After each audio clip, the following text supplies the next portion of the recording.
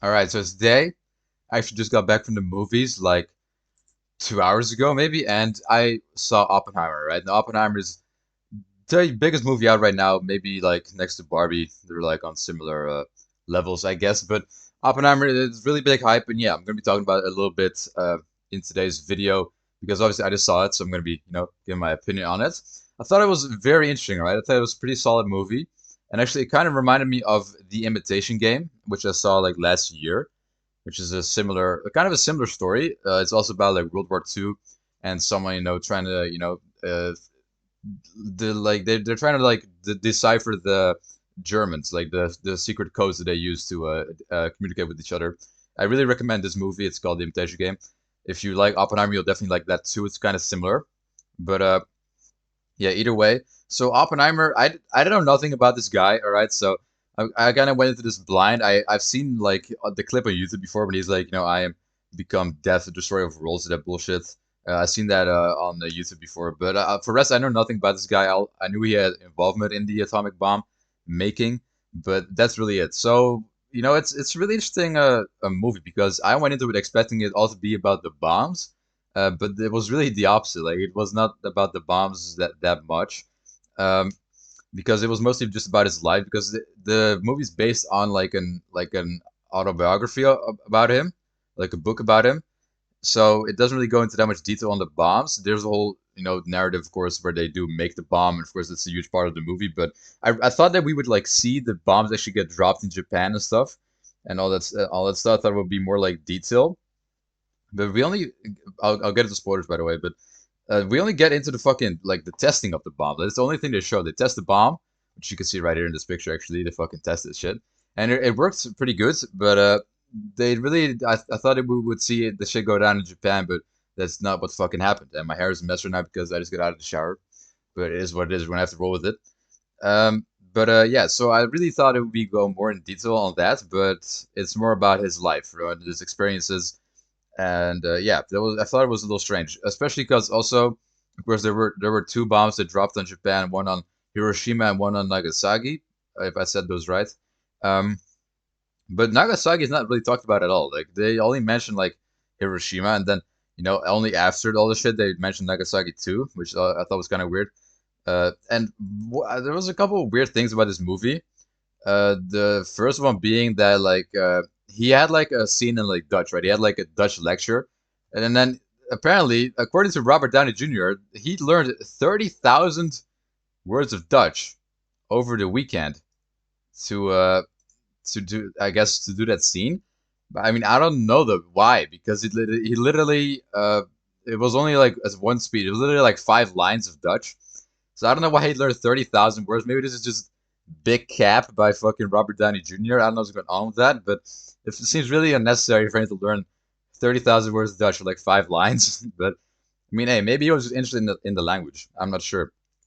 And either way, it didn't really even sound like Dutch. I can't really refine the scene back on YouTube because, of course, copyright and shit. But it didn't sound Dutch at all. Like it sounded German. I don't know. I don't even know if it was Dutch or German, but they did say it was Dutch.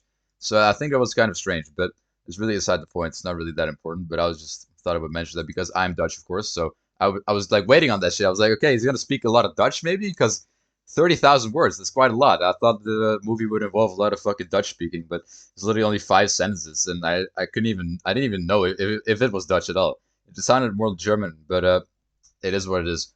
Either way, this movie it moves very fucking fast. It's super fast paced, even though it's very long. Like, it's just non-stop fucking action. It is mostly dialogue. It's like they just keep talking. Like it's so fast. Like they just keep fucking talking.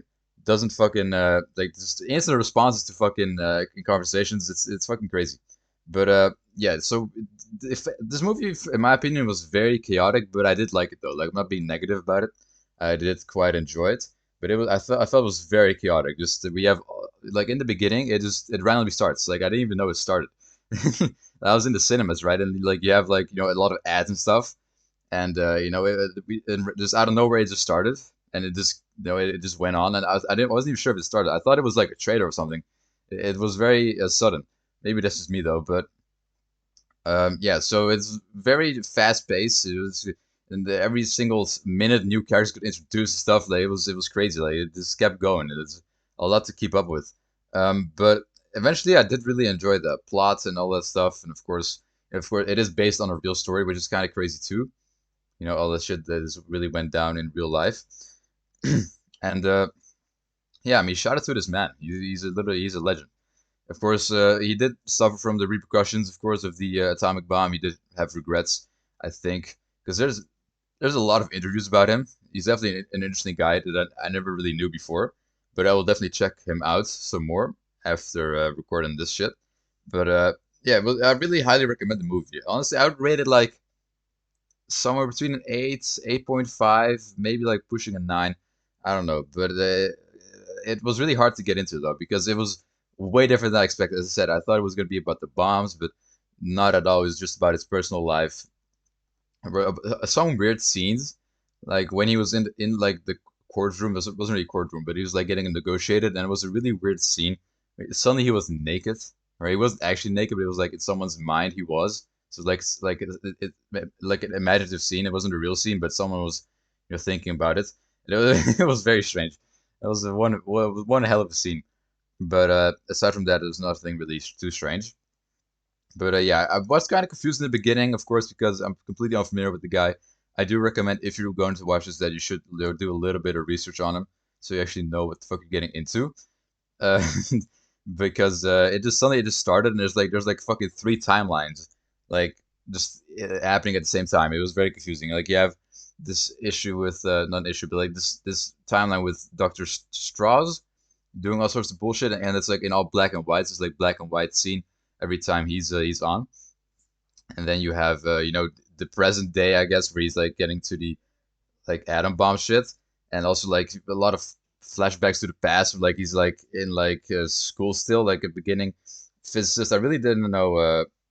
Or no, no, he's not a physicist, right? I don't even know what he is, like a scientist. But I don't know. It was a very just straight to the point, right? It instantly went to like he was a student, then like he got back to America like pretty quickly, and he started making science a really big thing in America, and eventually it led to the whole team getting built and stuff.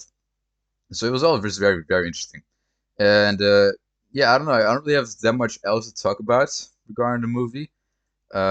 I do think in the end he would kind of got fucked by I guess I don't know even what he got fucked by, but like there was just one guy, this fucking Mr. Strauss motherfucker, and he somehow he tried to take him down because he humiliated him like 6 years ago, so he was salty about that, and he tried to get him fired, and he succeeded, but yeah, he didn't really win in the end. Like it was kind of a lose lose situation. I think it was pretty kind of confusing to keep up with all of this. Like I didn't really know what was going on, but basically, for some reason he was suspected of being a fucking Russian spy because it takes place in World War II and he's forced on the American side, and yeah, it was just very strange, and also definitely gave me some more insight on that whole situation because I thought that the bombs were always meant for Japan, right? They just made bombs and just throw them on Japan, but they were originally meant for Germany. But of course, Germany already fell. The N people. I can't really say that word.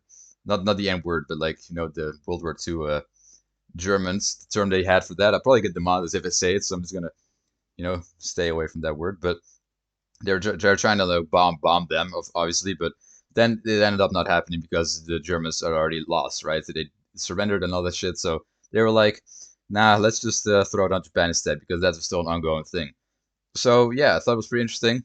A little bit of insight, and it is kind of sad how he. See, I don't know what he did, but he did kind of live to regret it. I think because of course it caused a lot of destruction, a lot of death. A lot of people's lives got ruined, and even probably people still suffer from it to this day. I mean, with the radioactivity, right? Like a lot of people died on impact, but it can also literally just like the radioactivity can also just literally just like go into you, sort of like in your fucking DNA, and like whenever you like have a kid, that kid is all fucked up because of the radioactivity. So if people still suffer from it, probably to this day, bloodlines struggling because of this motherfucker. He made a bomb. But it's also like a morality thing, because is he really the bad guy, right? Because of course he did make it with a team. Of course, he didn't solo it, but he did make it. But he didn't like order it on anything. He just did his job. So is he really at fault here? I don't know. But either way, the president at that time, even in the scenes, he was like trying to say that it was like a good thing that the bomb, it saved more lives, because if the bomb didn't like go off, if they didn't drop the bombs, then it would just keep fighting and fighting, and much more lives would get lost. I don't know about that, but it's still an interesting perspective either way. And last thing I want to talk about is very weird moments, which I don't really understand, because so in the movie, they had to get like the resource to make the fucking bomb, right? They had to get like a ton of fucking uranium or like plutonium. I don't even know what. But they had like a bowl. They had like two separate bowls where they would collect these things, right? Because they would get like a certain amount of every week, just get a certain amount of fucking plutonium that they would save up, to fucking make the bomb. Of course, it was funded by the government. So it cost $2 fucking billion. Anyways, they got a lot. They got the resource, but like whenever they filled up the bowl, I thought that was for one bomb, but eventually they made three, right? Because they did one testing bomb and then two on Japan. There's three in total, and I thought that bowl was only meant for one. I thought it was all the resources needed for one, and it took them years to get all the resources for one. But I guess maybe that was already all the resources for all three. I'm not sure, but I thought it was kind of confusing. I thought that was all about only one, right? But I guess maybe it was all three. I'm not quite sure. Either way, that's kind of a random thing to nitpick there. But what I also really liked, last thing we'll talk about it, Albert Einstein, bro. Of course, he showed up a couple times. Of course, the man is a legend. I love Albert Einstein. Rest in peace to him. But yeah, he also was a little bit involved. I mean, I'm not really sure, because I always thought he had more involvement in it, but I guess not really, because he didn't really show up at all. He was asked about it, like he was a little bit involved, but not really that much as I thought. But he did have a nice ending to it all. And in the end, he dropped some facts. He spit some facts, some wisdom for Oppenheimer. Either way, kind of a sad story, and he did have kind of a sad life afterwards. But shout out to Oppenheimer though, and yeah, hopefully the atomic bombs don't get used again. A lot of destruction, a lot of fucking death. And with last thing that I thought was crazy. So apparently there was like an almost 0% chance that uh the fucking bomb would destroy the whole world. Like, bruh, they really just dropped that shit three different times. I don't know. I don't know if the testing bomb was an exact replica or not, but they really just gambled on the fucking world three times. So that was also a little bit disturbing. Like, bro, we could have all been gone, if it didn't work out as they intended. Anyway, crazy ass stuff, especially because it's of course based on fucking real life.